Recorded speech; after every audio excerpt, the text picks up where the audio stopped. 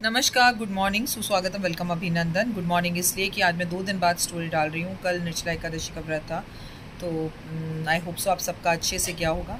आज मैं आपको हनुमान चालीसा के बारे में एक बड़ी अच्छी कहानी बताने जा रही हूँ।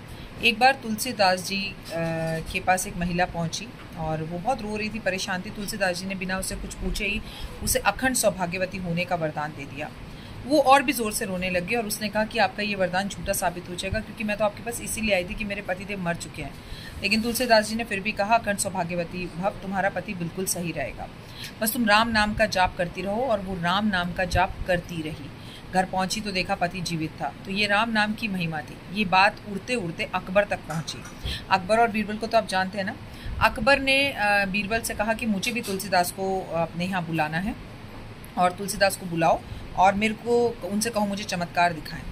अब तुलसीदास जी के पास संदेश भेजा गया। तुलसीदास ने कहा, मैं राम भक्त हूँ और मैं कहीं नहीं जाता हूँ, जिसको भी काम है वो मुझसे आकर मिले। जब अकबर को ये बात पता चली तो उसे गुस्सा आया। उसने ज़बरदस्ती तुलसीदास जी को उठवा लिया और अपने दरबार में बुलाकर कहा, मुझे ऐसे चमत्कार दिखाओ। तो उन्होंने बोला, मुझे तो कोई चमत्कार नहीं आते, मैं तो केवल और केवल राम का नाम जपता हूँ, मुझे और कुछ नहीं आता। अब अकबर को आ गया गुस्सा और उठाया तुलसीदास को और कारगृह में यानी कि जेल में डाल दिया।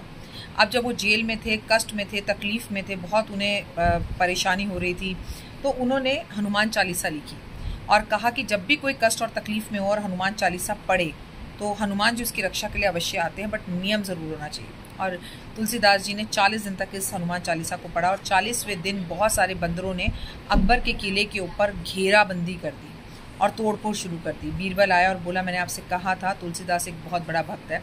अकबर लौटकर वापस आया, तुलसीदास जी से माफ़ी मांगी और राम नाम की महिमा को जाना। इसीलिए तो आपसे कहती हूँ, अपने बच्चों को आदत डालिए।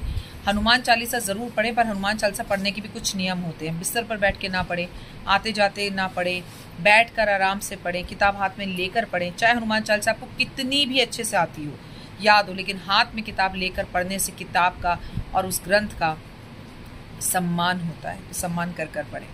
और आज मैंने एक बहुत ख़ास बात आपको बतानी है और वो ख़ास बात ये है कि आज प्रदोष है, मंगलवार का। अगर घर में बहुत नेगेटिविटी है तो घर वालों की नज़र ज़रूर उतारें। जय माता दी।